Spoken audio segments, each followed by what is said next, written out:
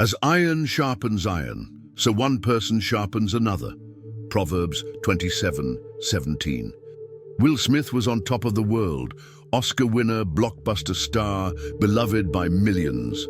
Then one moment at the Academy Awards destroyed everything. Who was sitting next to him? His wife. Britney Spears had the world at her feet until toxic relationships led to public breakdowns. Michael Jackson was the king of pop until the wrong people isolated him from reality. Your friends aren't just influencing your mood, they're determining your destiny. And Solomon figured out the hidden mechanism 3,000 years ago. There's a truth that will change everything about how you choose relationships. You don't just hang out with people, you become them. Not eventually, not slowly. Right now, you are becoming the average of the 5 people you spend the most time with. Solomon understood something that modern neuroscience now proves. Humans are wired for mirror neurons. When you're around someone, your brain automatically starts copying their patterns, their thoughts, their habits, their decision-making processes, even their facial expressions. This isn't motivation speaker nonsense. This is biological reality. Your friends are literally rewiring your brain every day. But here's what's terrifying. Most people choose friends based on who makes them feel comfortable, not who makes them grow. They surround themselves with people who validate their current level, not challenge them to their next level. Solomon saw this pattern destroy kingdoms, relationships, and destinies. He wrote, "As iron sharpens iron, so one person sharpens another." But notice what he didn't say. He didn't say, "As pillow fluffs pillow." He said, "Iron sharpens iron." Iron only gets sharper through friction with other iron. Comfort doesn't create growth, challenge does. But here's where this gets personally dangerous for you. Right now, your current friend group is programming your future. Every conversation is setting your standards. Every hangout is establishing your normal. Every shared experience is shaping your expectations. If your friends complain constantly, you're being programmed for victim mentality. If your friends avoid challenges, you're being programmed for mediocrity. If your friends make excuses, you're being programmed for failure. Solomon identified 3 types of people in your circle: those who sharpen you, those who dull you, and those who break you. The sharpeners challenge your thinking, celebrate your growth, and call out your blind spots. They make you uncomfortable because they see your potential and won't let you settle. The dullers are comfortable but complacent.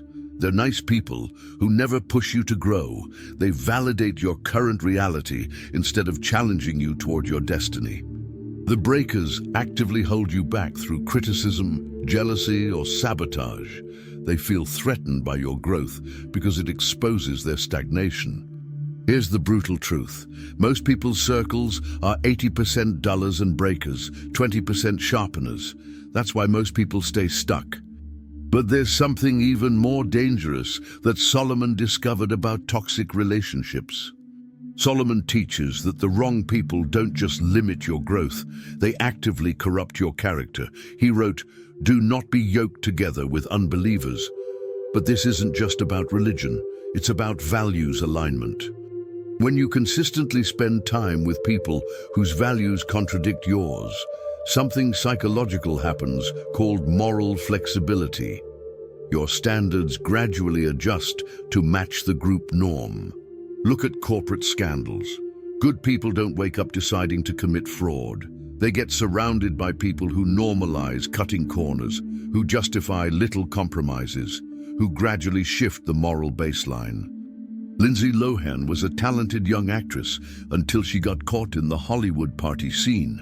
The wrong friend group normalized addiction, chaos, and self-destruction. Her talent couldn't save her from her associations. Aaron Hernandez was an NFL superstar until his old neighborhood friends pulled him back into violence. Despite millions of dollars and fame, he couldn't resist the gravitational pull of his toxic circle. This is why Solomon warns about corrupted iron. When you try to sharpen yourself against the wrong people, you don't get sharper, you get damaged. The people you spend time with are either raising your standards or lowering them. There's no neutral. But Solomon discovered the exact formula for building a circle that transforms your future. Solomon's formula for transformational relationships has three components: people above you, people beside you, and people below you. People above you. These are mentors, coaches, and role models who are where you want to be. They show you what's possible and how to get there. They stretch your vision of what you can become. People beside you. These are peers who are on a similar growth journey. They provide accountability, support, and healthy competition. They run the race with you. People below you.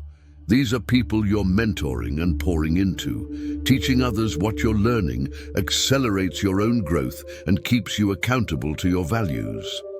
Most people only have one category: people beside them who are stuck at the same level. That's why they never grow.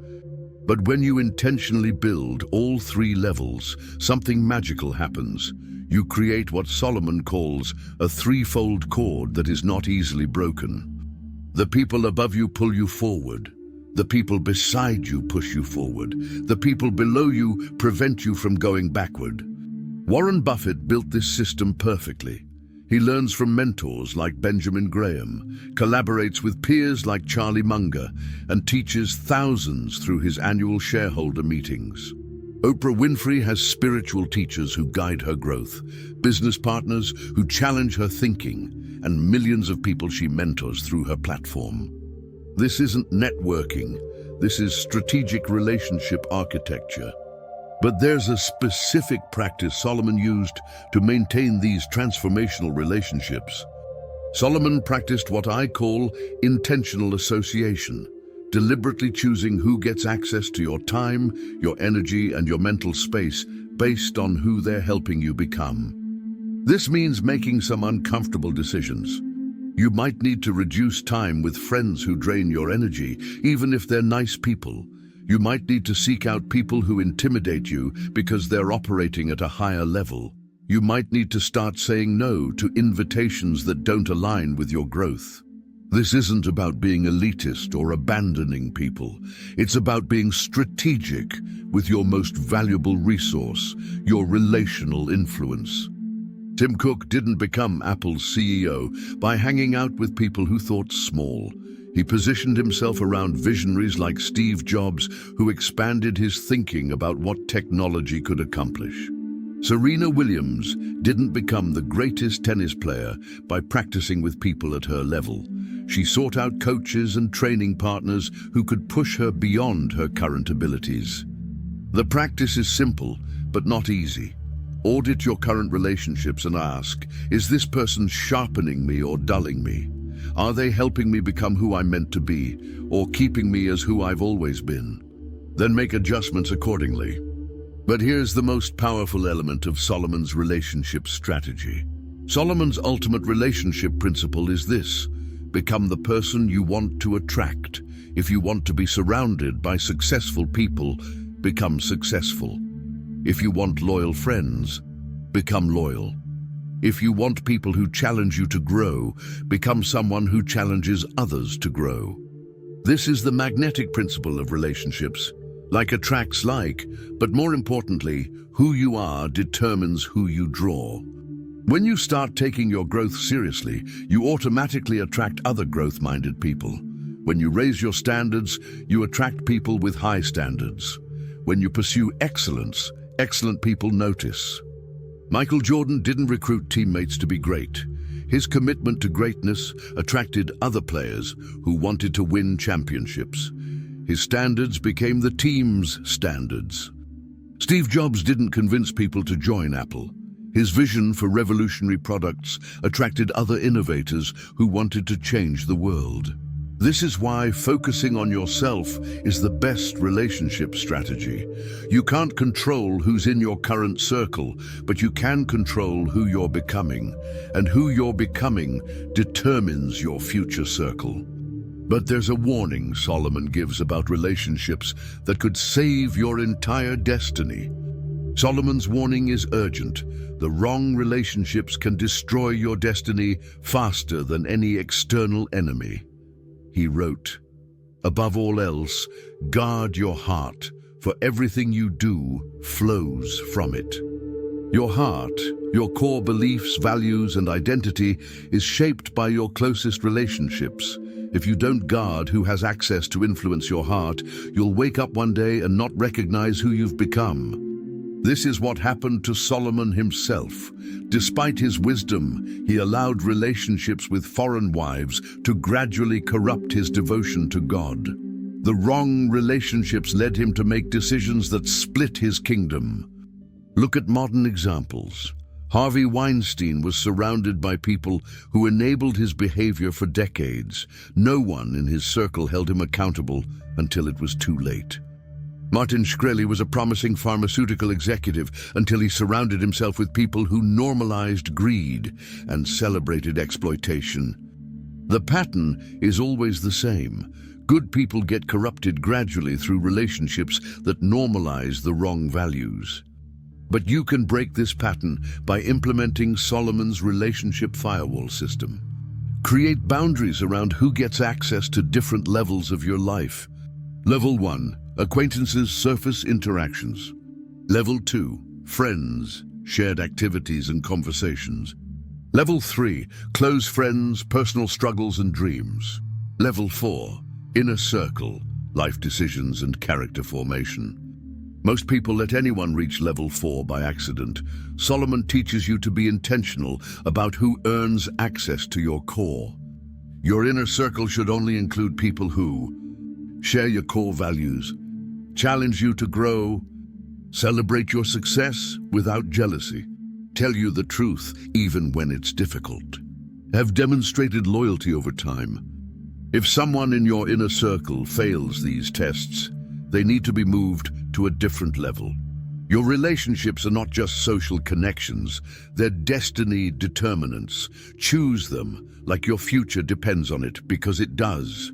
If you're ready to audit your relationships, if you're ready to build a circle that sharpens you instead of dulls you, if you're ready to become the person who attracts the relationships you want, then make this commitment. I will choose my relationships intentionally. I will seek people who sharpen me, distance myself from people who dull me, and become the person who attracts the circle I desire. I will guard my heart by guarding my associations. If you're ready to join a community of people who are building transformational relationships, who understand that your circle determines your success, comment "Sharpen me" below. Solomon said, "As iron sharpens iron, so one person sharpens another." Your friends are either making you sharper or making you duller. There's no neutral. Choose your iron carefully. Your future is being forged in your friendships right now.